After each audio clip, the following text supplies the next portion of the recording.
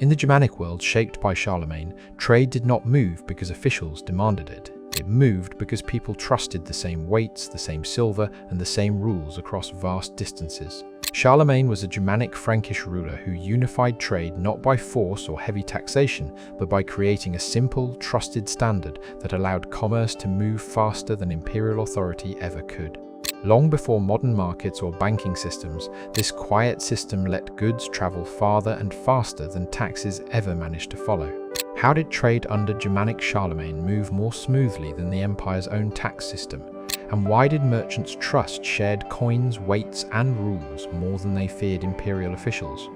Stay with us as we uncover how Charlemagne's simple trade rules built trust across vast lands and allowed commerce to travel faster than authority ever could.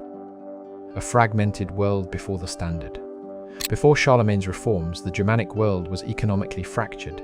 Local regions used different weights, different coins, and different expectations of value. Trade existed, but it moved cautiously. Every transaction required negotiation, testing, and adjustment. Merchants lost time weighing silver, questioning purity, and translating local customs. Authority existed, but it was uneven. What one ruler accepted as payment, another rejected. Commerce survived despite this uncertainty, not because of stability. This fragmentation slowed trade far more than distance ever did. Merchants often avoided distant markets entirely, preferring familiar neighbors because uncertainty increased losses, disputes, and delays, turning exchange into negotiation rather than routine movement of goods across regions where trust was personal and values rarely questioned by experienced traders alone. Charlemagne's problem was not trade, but trust. Charlemagne inherited a vast empire, but not a unified economy. Roads existed, rivers connected regions, markets were active. What was missing was trust across space. Taxation depended on officials, transport, and enforcement. Trade depended on agreement. Charlemagne recognized that enforcing taxes everywhere was slow, expensive, and unreliable. Creating a shared standard, however, could spread naturally. Instead of chasing revenue, he focused on fixing measurement. Uniform measures allowed agreements without officials present, letting reputation, consistency, and shared practice replace inspection, coercion, and paperwork, while encouraging merchants to spread the system themselves through repeated use across towns, fairs, river ports, and seasonal routes without negotiation delays.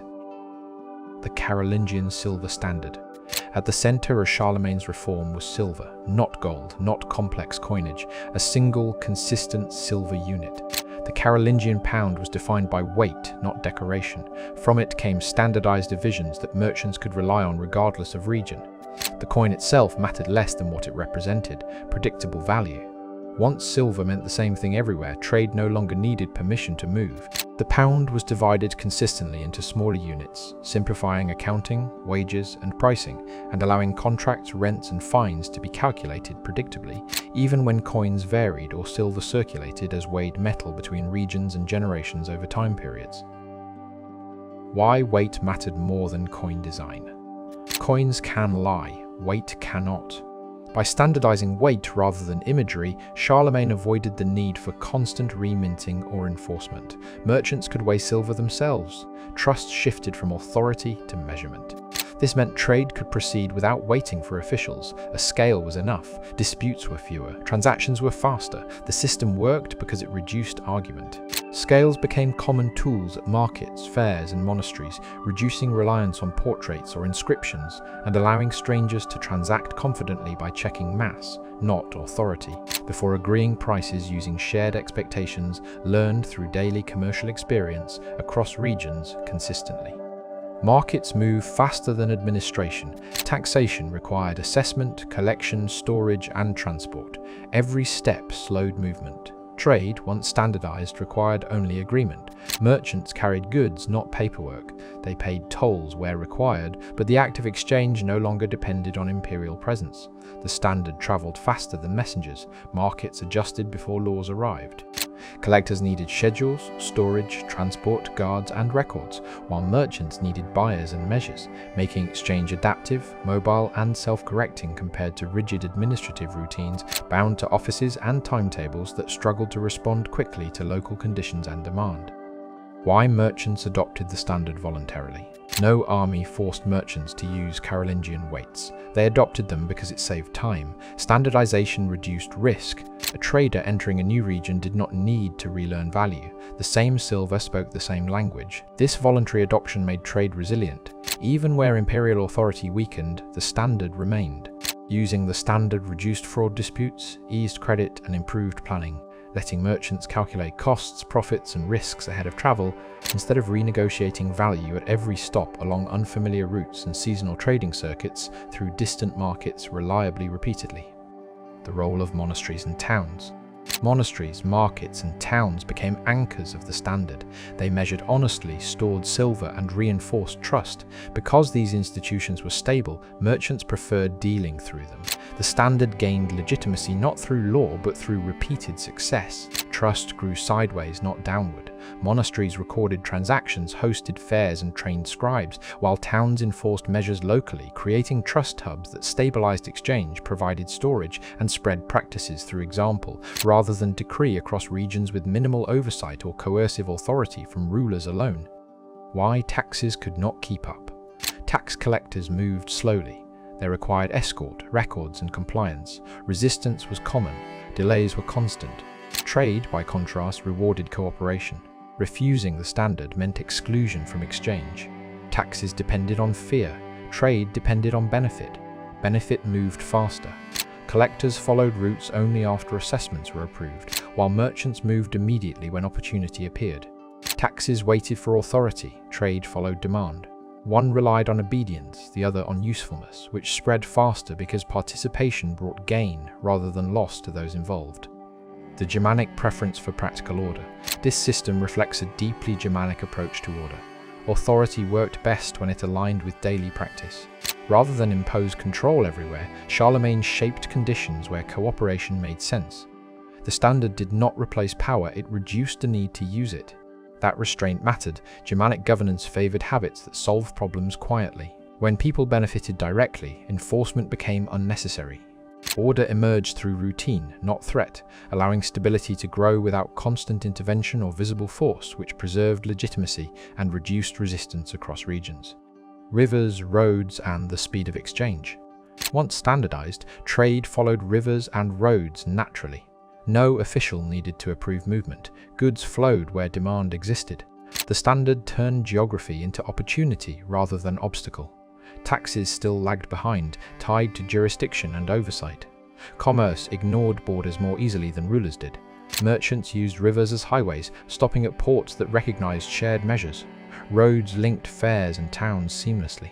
Standard weights allowed exchange anywhere along these paths, while tax authority weakened the farther officials traveled from administrative centers. Why this was not a free market fantasy.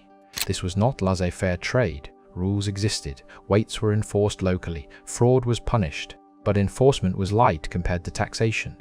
The system worked because honesty was cheaper than deception. Standards reduce friction. Friction slows power. Local enforcement relied on reputation and exclusion rather than force.